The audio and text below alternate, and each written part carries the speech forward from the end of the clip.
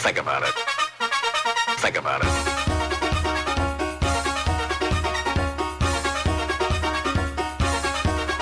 Think about it.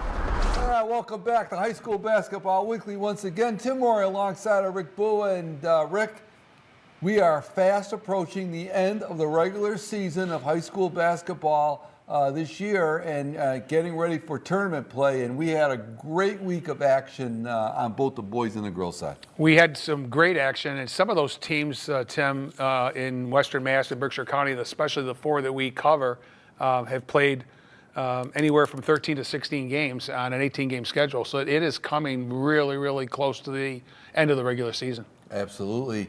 And let's jump right into it, Rick, and get on to the boys' action. And we're going to start off with Mount Greylock. They continue to remain winless during the course of the year, but boy, they came very close. They were edged out by Turner's Falls, but had an extremely, extremely competitive game for the Mounties. I think dividends are starting to pay off, maybe not in the win column for Tommy Verdell over at Greylock, but just having such a young and experienced team. And I said this on this program many times, Tim, I think Coach Verdell is hopefully just trying to see improvement week to week or game to game. And I think he's getting that. And they came so close. Not just did they almost get their first win, but they almost got their first league win. But they just got edged up by Turner's Falls, 61-59 in a game that went back and forth the whole game long. They stuck right with the Turner's Falls. A young man that we have not brought up his name at all this year, Logan Fitzgibbons, led the way with 18 points. So that's actually good news. When Nolan Barnes is not your leading scorer over at Greylock, you're getting some contributions from some other kids. Ward Bianchi and Barnes did have 11. So the good news on a 2-point loss is that 3 of the Mountie boys players scored in double figures, and that's good for the program. And I'm really, really hoping they can get a win before this season ends. McCann Tech, Rick, they went 1-1 over the past week, beating Turner's Falls 46-31, and then lost an overtime match with a team I consider to be really their arch rival in Berkshire County. That's Mount Everett. Yeah. 1-2 for the week, as you said, Tim. They did get a win over Turner's Falls, 46-31.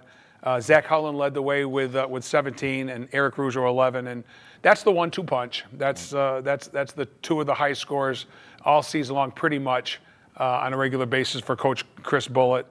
Jack Dolan, the senior, who was our Player of the Week a couple of weeks ago, scored 8. McCann led 29-15 at the half, and just never relinquished the lead, and it was good to see them get that win. They did lose a very, very tough one with Mount Everett, 44-37 in overtime. Game was tied at 33 in regulation, and McCann led 15-9 at the half. Really, really a defensive battle there in the first half of that game, Tim. And the Hornets actually led 27-22 after 3. So that makes it even harder to swallow that. But you got to give Mount Everett credit. They scratched and clawed and tied the game at 33 and won it in overtime.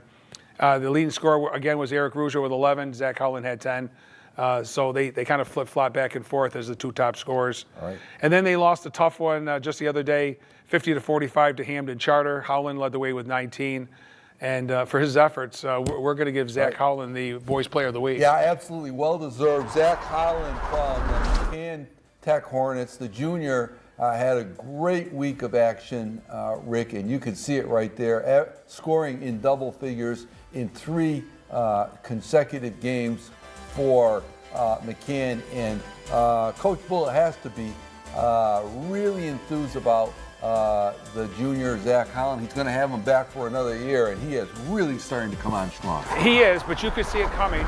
He reminds me so much of his brother, Jake, who graduated last year from McCann, was a 3-year starter at guard, and Zach played an off-guard spot when he played with his brother, but now he's pretty much the quarterback of the team.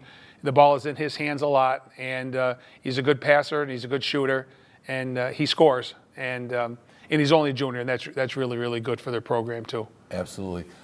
Hoosick Valley Hurricanes had one game that we can report on, Rick. They traveled over to Ware and lost a tough one. in overtime to where 73 to 67. And they were forced to play without a couple of their starters. Yeah, Quinnell Bradley couldn't make the trip, and also Will Hakes out with an illness. So Coach Robinson was shorthanded last night, and Trey Moynihan led the way for the Hurricanes, even in that loss with 34, and Aiden Wicks had 17. So they pretty much made up for Bradley's 10 to 12 points one way or another, but they always seemed to find a way to stay in the game. Game was tied 63 apiece in regulation before they lost the game in overtime. South Hadley will report next week. That's a tough matchup for them too. The Hurricanes, just a little bit under 500, 6-7 right now. We'll talk a little bit about the power rankings later. Yeah. They're still sitting pretty well in D5 though, and that's the most important thing. Right. And of course, you indicated Trevor Moynihan, 34. We'll talk about him. He's one half I call the young guns. Trevor Moynihan, just a freshman, outstanding scorer for Hoosick Valley. And you gotta, when you talk about him, you can't help but talk about the other young gun, the sophomore at Drury, Jorge Bond, which we'll be talking about coming up here when we talk about the Blue Devils. Right? Yeah, and just before we came on the air tonight, Tim, and I got into a little conversation about the youth that's playing and really contributing. Hoosick Valley girls with incredible an 8th grader, Gianna Wittick, playing the guard spot now, and then a couple of their 9th graders adding so much value to that team.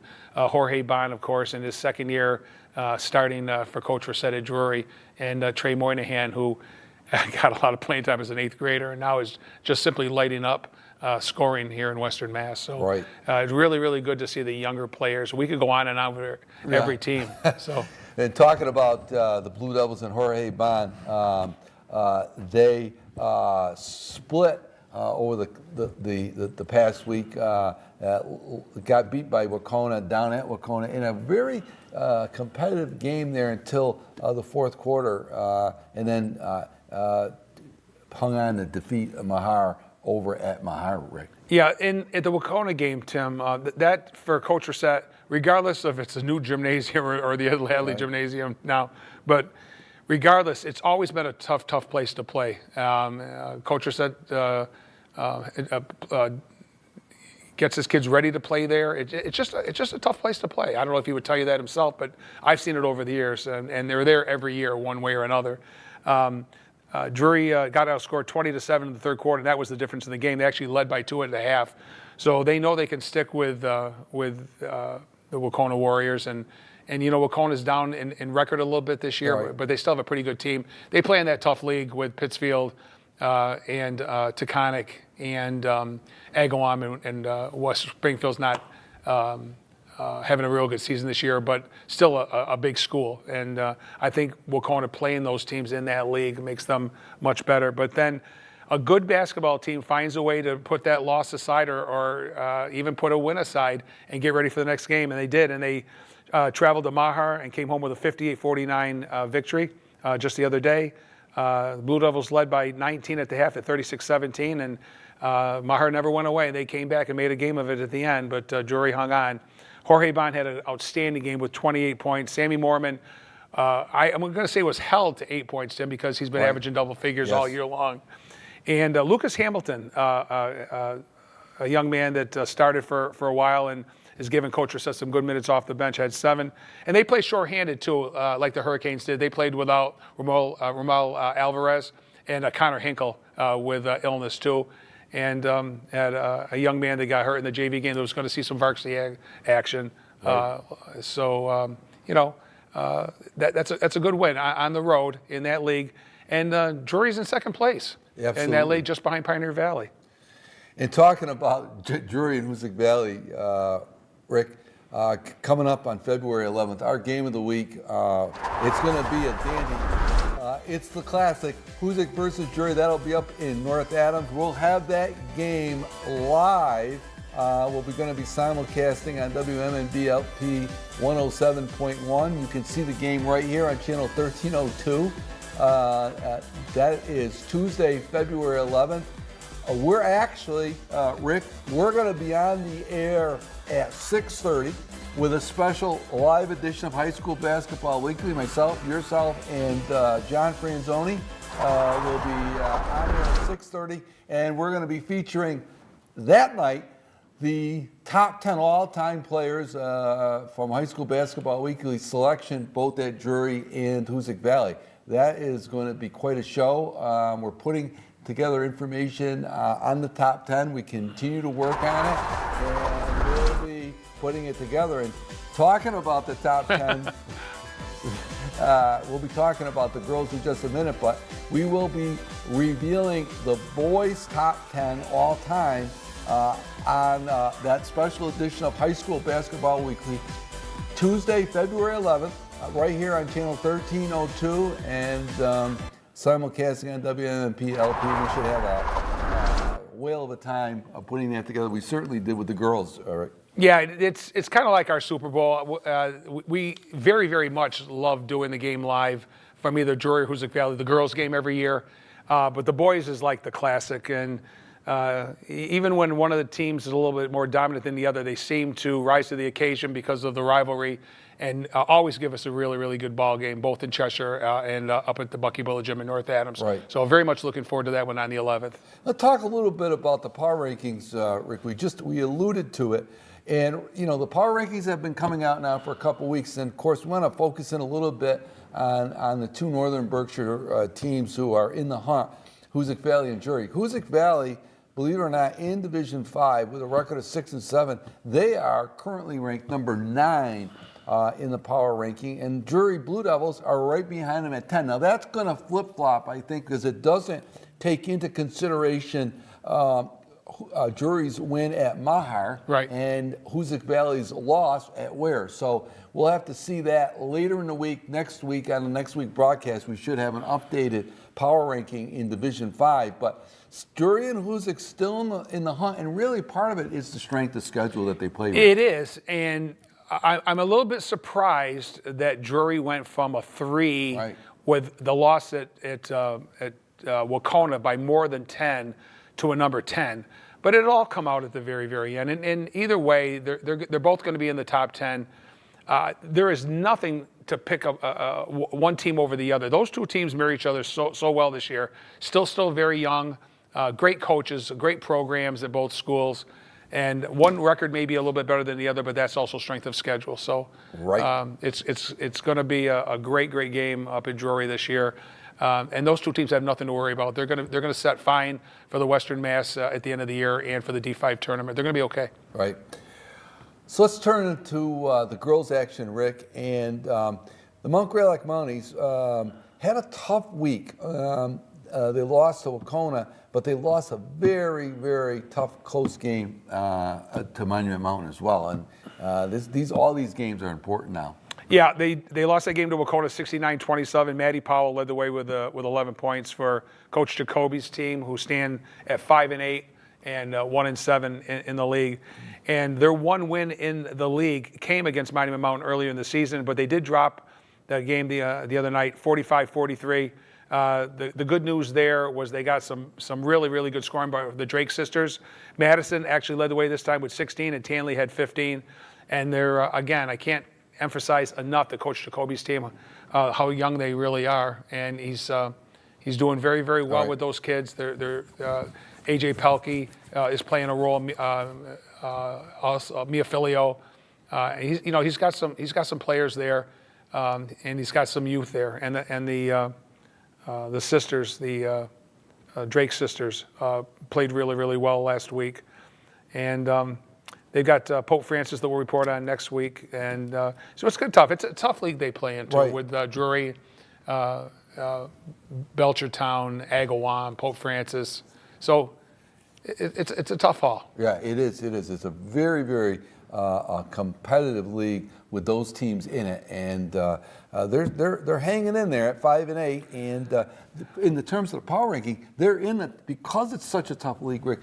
Even though they have a sub-500 record, they're in the top 32. They're in the state tournament in Division 4 as it presently Yep, stands. they're gonna want to play good enough to stay in that top 32, Tim, as you know, because just in case they do not reach the 500 mark, wins and losses this year. It's going to be based on the power rankings, and hopefully Coach Jacoby's Lady Mounties will stay in that top 32 with a week and a half to go. McCann Tech, Rick, the Lady Hornets played 3 contests. They came up short in all 3, but they got some outstanding performances from one of their key players, Faith Brazo. They got 1 win, Tim, actually. Oh, I'm sorry. That's okay. They lost to Ludlow, 38-28. Alexis Lemansky and Aiden Champney each had 6 for the Lady Hornets. Then they beat Mohawk Trail 42-30. That was nice to see. Faith Brazo led the way with 13. Champney and Amaya Todd each scored 10. So you had 3 Lady Hornets in double figures in that win. And then they did lose to Southwick, probably a pretty good margin, 75-31. Brazo had 17. She had 10 of the 17 from the free throw line. And because of her efforts this week, Faith Brazo from McCann Tech, the junior, is going to be our player of the week. Yeah, absolutely. Faith Brazo, a junior, like her counterpart on the boys' side, Zach Holland, Faith Brazo, just a junior, and her efforts, you can see building as the season goes along. She is really starting to come on. Yeah, we noticed her a couple of years ago when she first started coming on. I said, well, she's a player. She was not able to play last year and was back this year, thank goodness, as a junior. Saw her as a 9th grader, of course, as I just said, and Coach Krantz is pretty high in her and the youth of his program down there too. So good for them. I mean, the Hornets stand at 2-11, no wins in the league, but they went winless for a long time and picked up a couple over the last couple of weeks. That was good to see. Well, let's talk about the big one we did last week, Rick. Hoosick and Drury girls up at Hoosick Valley. It was a real intense battle. I had a number of people tell me who saw that game and then saw me after, commented how tough both teams played in that contest. The teams played incredibly, very tenacious, fast-paced, good defense basketball. And I give both teams an A for effort. Neither one of those teams quit. Oh. I saw more girls take offensive charges in a long time. They were on the floor, yanking the ball out of each other's hands, just playing good, smart, clean, tough, hard basketball. And that's what Coach Frederick and Coach Downey are trying to instill in their players. And they represented each school very, very well. And that game ended up being 43-31 in a low-scoring game, Tim. But as you had mentioned on the air, that the score did not indicate the way the game was played. Right. Drury had a hard time breaking that 1-3-1 zone half-court pressure early in the game, and had a hard time getting some good shots off. But once they did, they pretty much had a lid on the hoop. And I know for a fact that it was going to be a tight game. I thought all the way through. Hannah Lacasse had some great looks and some in and outs in the first half. You get a couple of those that drop. It's a different score. Instead of 20-10, it's probably 20-15 or 16. But Drury hung around and stayed with Hoosick for most of the game. It's one of the better play games Drury has played against the Hurricanes in a long time, and still came out with the L. For Hoosick Valley, Genevieve Legesse had 16. She led the way. She's one of those younger players I was referring to earlier. Just a freshman. The senior leader, Emma Meswar, had 10. Ashlyn LaSure, 8. And that's the second time we've done games up at Cheshire this year at Hoosick Valley when Ashlyn LaSure scored 7 or 8 points, all on free throws without a field goal.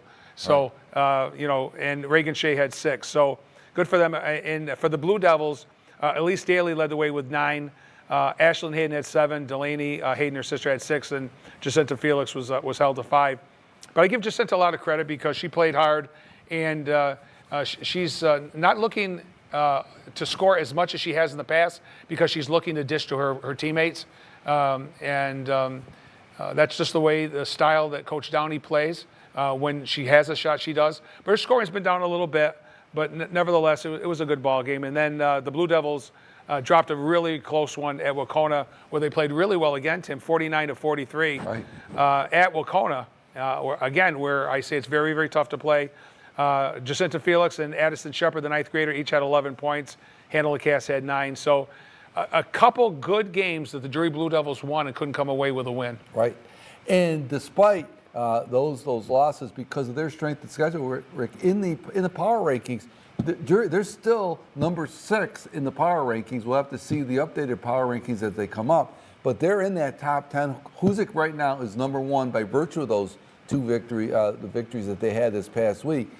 So they're both in the hunt in terms of the state tournament, as well as for Western Yeah, Mass. people need to understand the power rankings and how the power rankings are generated, and a lot of it is your opponent, their division, the strength of schedule, the margin of victory, right. 10 points or better. So all that matters, and that's why Drury is sitting where they are at just a little bit below 500 at 6 and 7. So I see them hopefully at 500 at the end of the season, but they're going to sit in the top 10. I'm pretty sure until the season ends and the Division 5 seedings come out. Yeah. Also for Hoosick Valley, Tim, I also want to add that they also beat Monument Mountain this week, 52-31. Reagan Shea led the way for the Lady Hurricanes with 16. Emma Meswar again with 10. And Gianna Whittick 9 and Ashlyn LaSure 8. So they're getting their leadership from their 2 seniors in LaSure and Meswar, but the youngs are really playing good. The youngsters are playing outstanding, and that just boosts Coach Frederick's team as they hit the playoffs. Right, he's establishing a little depth with some injuries that they've had, so they're starting to really come on and play some good basketball. And speaking of some good basketball, we want to recognize, while we have a moment, Ashlyn LaSure, the senior captain for Hoosick Valley. She scored a 1,000th point down at the Hoopah Classic Invitational. We've talked about Ashlyn now for 4 years, and this is an all-around a good high school basketball player, and she really does it all for the Hurricanes. She plays good defense, she rebounds, and I think the most underrated aspect of her game is her passing. Especially, we saw that in the Drury game. She made some outstanding passes to teammates. Yeah, she's going to shoot the basketball, but she loves to dish the basketball, rebound, play defense. She knows the game and she plays it very, very well. And I can't believe that she's a senior already, because we mentioned her when she was like a 9th grader. Right. And just beware before Ashlyn LaSure, because she's going to be quite a guard here at Hoosick Valley. And she's had a lot of success in her 4 years so far. Yes, she has.